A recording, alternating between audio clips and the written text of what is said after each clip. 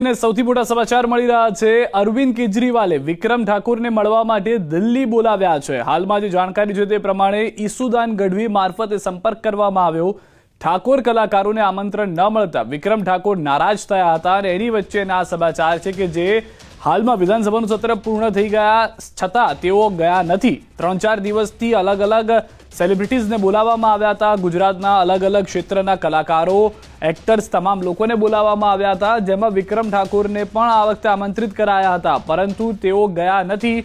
એ દરમિયાન વિક્રમ ઠાકોરને લઈને સૌથી મોટા સમાચાર। આગામી રણનીતિ શું છે તે ખુદ વિક્રમ ઠાકોર પાસેથી જાણીશું। તેઓ અમારી સાથે જોડાઈ રહ્યા છે, પરંતુ તે પહેલા જણાવી દઈએ કે જે જાણકારી હાલમાં મળી રહી છે તે પ્રમાણે ઈસુદાન તરફથી તેઓને ફોન કરવામાં આવ્યો છે। ખુદ અરવિંદ કેજરીવાલે વિક્રમ ઠાકોરની સાથે વાત કરી હોવાની જાણકારી છે અને તેઓને દિલ્હી બોલાવ્યા છે મળવા માટે, તેવી પણ જાણકારી હાલમાં કહેવામાં આવ્યું હતું। આપને ઈસુદાનભાઈ દિલ્હી ગયા હતા ત્યારે એમણે મને વાત કરાવી હતી અરવિંદ સર જોડે, અને સર બી કીધું કે ભાઈ ક્યારે બી તમે દિલ્હી આવો તો આવો, મળીએ આપણે। જવાનો પ્લાન? ના, જવાનું સ્પેશિયલ કોઈ પ્લાન નથી, પણ કદાચ એ બાજુ જવાનું થાય તો ચોક્કસ જઈશું।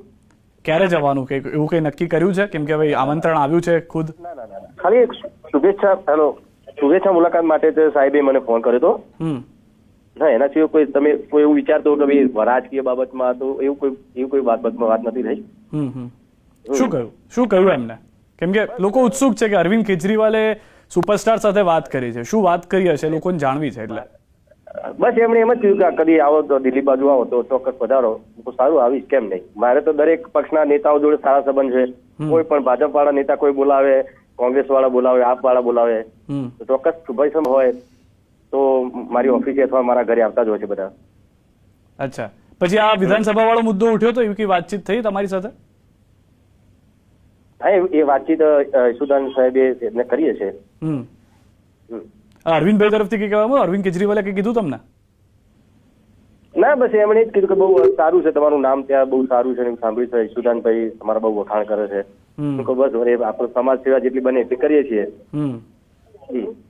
અને પછી તમારી વાતચીતમાં એવું કઈ થયું કે તમે ગુજરાત આવો તો મળજો કે એવું કઈ? કેમ કે તમને આમંત્રણ કર્યું દિલ્હી માટે? હા, એમણે મને દિલ્હી માટે કીધું, મેં એમને કીધું તમે ગુજરાત આવો તો ચોક્કસ આવો, આપણે મળીશું એમ। મારા ઘરે આવો, ઓફિસે આવો। અત્યારે પણ તમારી કઈક બેઠક ચાલી રહી છે એવી વાત હતી અમારી પાસે, એમાં કોઈ રણનીતિ ને એવી વાત છે? ના, કોઈ બેઠક મારે કોઈ નેતા જોડે નથી ચાલી રહી અત્યારે। નહીં, તમારી સાથે અંદર જે મિત્રો છે, આપના શુભેચ્છકો છે તેમની સાથેની અંદર ખાલી બસ તમારા જેવા બધા મિત્રો, મીડિયા વાળા બધા આવતા જતા રહ્યા છે। અચ્છા, અને મિત્રો તરફથી કોઈ તમારી સાથે વાતચીતમાં કહેવામાં આવ્યું કે શું કરવું જોઈએ વિક્રમભાઈએ? ના, બધા લોકોના અલગ અલગ અભિપ્રાય હોય ને, કેમ કે આમાં તો શું છે, જો ભાજપમાં બી ઠાકોર સમાજના, ક્ષત્રિય સમાજના છે, મારા ચાહકો બી ઘણા બધા બીજા સમાજના હોય, કોંગ્રેસમાં બી છે, આપમાં બી ઘણા બધા ચાહકો ને અમારા સમાજના બી હશે, તો બધાના અભિપ્રાય અલગ અલગ હોય ને। મેં તો ખાલી અત્યારે ઈચ્છા એક જ કર્યું છે કે ભાઈ અત્યારે ખાલી મારે સમાજના કામ કરવા છે, એ બી રાજકારણની બહાર રહીને।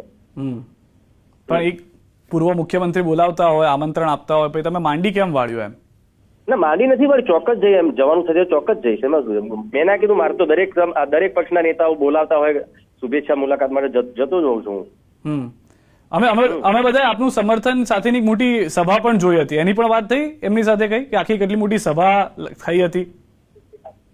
ના, એટલી બધી વધારે વાત નથી થઈ, મારે ખાલી 3-4 મિનિટ વાત થઈ હતી, અને મેં કદાચ ઈસુદાન સાહેબ ત્યાં એમને વાત કરી છે કે ભાઈ ગુજરાતમાં આટલો સારો એક કલાકાર છે અને બહુ સારું કામ બી કરે છે અને સારું વ્યક્તિ છે, તો કોઈ બી પક્ષના કોઈ બી હોય તો એમનો કોઈ બી પક્ષ હોય તો એમને સારો કોઈ સામાજિક કાર્યકર કે કોઈ અભિનેતા લોકચાહના નહીં હોય તો દરેક પક્ષને હોય કે ભાઈ અમારા પક્ષમાં આવે તો હોઈ શકે એવું કે એમને બી એવી ગણતરી હોય તો દરેકની હોઈ શકે ને, તો ભાજપની પણ હોય, કોંગ્રેસની પણ હોય, એવી રીતે આપની પણ હોઈ શકે। અને આમ તો સારા અને સુપરસ્ટારમાં ફરક પણ સમજવો પડે ને? સારા સુપરસ્ટાર તો એવું કઈ જરૂર નહીં કે સુપરસ્ટાર લોકોએ મને બનાવ્યો છે, મેં જાતે કોઈને કીધું નહીં કે તમે મને સુપરસ્ટાર કહો, પણ સુપરસ્ટાર કરતા મને સારો માણસ વધારે બધા માને છે। તમને ઇન્વિટેશન મળ્યું, આમંત્રણ મળ્યું હતું વિધાનસભાનું એવી વાત છે, પણ તમે નથી ગયા? મળીશું ને, હું નથી ગયો। હા, કારણ એ જ કે જે આ મુદ્દો ઉઠાવ્યો તે મારા માટે નતો ઉઠાવ્યો, પહેલા તો મારા સમાજના ને બીજા સમાજના દરેક કલાકારો માટે મેં આ મુદ્દો ઉઠાવ્યો હતો।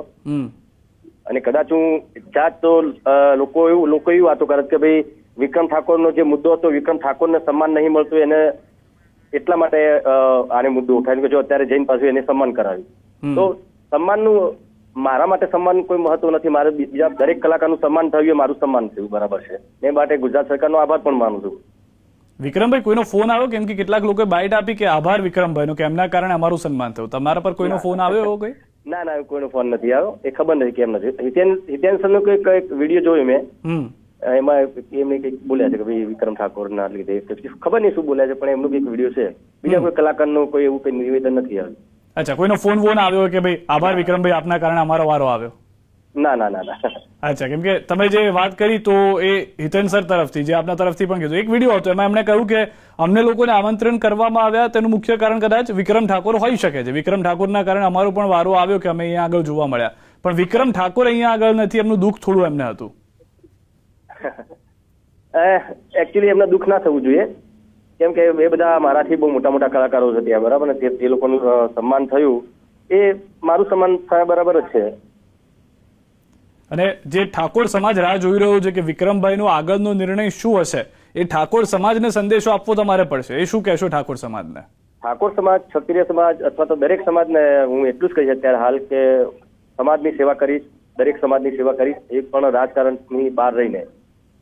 અચ્છા, રાજકારણમાં જોડાવાનો હાલમાં વિક્રમ ઠાકોરનો ઈરાદો? ના, હમણાં કોઈ ઈરાદો નથી. અને કેજરીવાલ સાથે મુલાકાત થશે તો ત્યારે તેમને શું કહેશો આપ? બસ આ જ વાત મૂકીશ ને હું. કદાચ એ સાહેબ કે છે મને, એ અરવિંદ સર હોય એરા કે છે, અથવા કોઈ ભાજપ કોંગ્રેસના કોઈ નેતા મને વાત મૂકશે તો હું આ જ વાત કરીશ કે અત્યારે મારે બહાર રહીને, રાજકારણની બહાર રહીને સમાજની સેવા કરવી છે. અને આગળના સમયમાં કોઈ સંમેલનની કે એની કોઈ રણનીતિ કે એને લઈને કોઈ નક્કી કરવામાં આવેલું?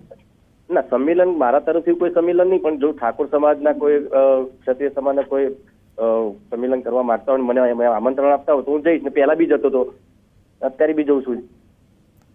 બધા સમાજ તો આપની સાથે આવી ગયો એક મુદ્દાથી, પરંતુ ઠાકોર ક્ષત્રિય સમાજની આશા આપની પાસે વધી ગઈ. હવે એવું લાગી રહ્યું છે કે એક વ્યક્તિ કે જે જવાબ ઉઠાવવા માટે સક્ષમ છે. ના ના, વધી ગઈ છે, બહુ વધી ગઈ છે. અને મારી જવાબદારીઓ પણ એટલી જ વધી ગઈ છે. ને એ જવાબદારી હું કેવી રીતે પૂરી કરીશ એના માટે બી ઘણી બધી હું સમાજના બધા આગેવાનો, મારા ચાહકોની જોડે પણ ચર્ચા કરી રહ્યો છું. એ લોકો શું કહેવા માંગે છે એ પણ જોઈ રહ્યો છું. વિક્રમભાઈ, અમારે મીડિયામાં બે ટર્મ આવે, એક રીલ સુપરસ્ટાર ને એક રિયલ સુપરસ્ટાર. રીલ સુપરસ્ટાર તો તમે અત્યાર સુધી હતા, હવે રિયલ સુપરસ્ટાર તરફ જઈ રહ્યા છો. સમાજ તમને એ રીતે જોઈ રહ્યો છે એવું લાગે છે? હા, સમાજની દરેક સમાજ, મારા જે ચાહકો છે અલગ અલગ સમાજના છે બધા, ઘણા બધા, બરાબર. મારો સમાજ તો છે જ. દરેકની ખૂબ જ અપેક્ષા મારા ઉપર છે, એમ મારા ઉપર, ને મારે પૂરી કરવા માટે હું પૂરેપૂરો પ્રયત્ન કરીશ. કેમ કે આ સુપરસ્ટાર રિયલ લાઈફને એટલે કહી રહ્યો છું કેમ કે હવે તમે ગુજરાત સુધી સીમિત નથી, હવે દેશની રાજધાની દિલ્હીમાં તમારો અવાજનો પડઘો છે. હાજી હાજી હાજી. કેવું લાગે છે જયારે વિક્રમ ઠાકોરને ખબર પડે કે હવે દિલ્હીમાં પણ લોકો આપણને સાંભળે છે? ના, આમ તો બહુ સારું લાગે છે. ને અમુક લોકો નતા માનતા, એ લોકો માનતા થઈ ગયા, એટલે બસ બીજું શું જોઈએ આપણે. કેમ કે આપણી સાથે પહેલી જયારે વાતચીત થઈ ત્યારે તમે કીધું હતું કે કેટલાક લોકો છે કે જે નથી ઈચ્છતા હોતા કે આ સમાજ કે આ વ્યક્તિ આગળ આવે. કદાચ હવે બધા લોકો પાછળ હટ થઈ જશે અને વિક્રમ ઠાકોર આગળ આવશે. અને દરેક ક્ષેત્રમાં, કલાકારમાં જોવા તો કોઈ, અથવા તો આ કોઈ પાર્ટીનો બી ઘણા બધા એવા નેતાઓ હોય છે કે વિક્રમ ઠાકોર આગળ ના આવવો જોઈએ. પણ કદાચ મારા સાથે મારો સમાજ છે અને મારા દરેક સમાજના બધા મારા ચાહકો છે, મારી સાથે છે, ને એટલી જ આ શક્ય બની શક્યું છે. એટલે રાજકારણમાં આવવાને લઈને વિક્રમ ઠાકોરનો શું નિર્ણય છે અત્યારના જયારે આપણે બંને વાત કરી રહ્યા છે ત્યારે? અચ્છા, બસ મેં પહેલા બી કીધું કે અત્યારે કોઈ મેં નિર્ણય લીધો નથી. અત્યારે બસ રાજકારણની બહાર રહીને પણ જો આપણે સમાજની સેવા કરી શકતા હોય તો કરીશું આપણે. કેમ કે કેજરીવાલ, મને જ્યાં સુધી હું જાણું છું, આમ આદમી પાર્ટીના કેટલાક નેતાઓ સાથે વાતચીત થઈ છે, કેજરીવાલ આપને મળશે તો ચોક્કસથી ઇન્વિટેશન આપશે કે આવો વિક્રમભાઈ સાથે મળીને કામ કરીએ. ત્યારે શું જવાબ આપશો આપ? હા, સવાલ નહીં કહેશે, કેમ કે મેં કીધું દરેક પાર્ટીને એક સારા સામાજિક કાર્યકરની જરૂર હોય છે. એમને ખબર છે, ને ઘણા દરેક પક્ષના નેતાઓને, દરેક પક્ષને ખબર છે કે વિક્રમ ઠાકોર નો આટલું ચાહક વર્ગ છે અને વ્યક્તિત્વ બી સારું છે, બધાને ખબર છે. એટલે દરેક પક્ષના ચાહે જ કે ભાઈ એમના પક્ષમાં બી આવો કોઈ સારું વ્યક્તિ જોડાય એમ. પણ જવાબ શું આપશો કેજરીવાલને આપ? મારે એ જાણવું છે. બસ એમને વંદન કરીશ પહેલા તો. અને કેજરીવાલ સાહેબ હોય કે બીજા ભાજપ કોંગ્રેસના કોઈ પણ નેતા હોય, પણ જયારે ઓફર આપીશ તો પહેલા બી એમને પહેલા વંદન કરીશ ને કહીશ હું તમારો ખૂબ આગ્રહ કરું છું, પણ અત્યારે રાજકારણમાં જોડાવું નથી મારું.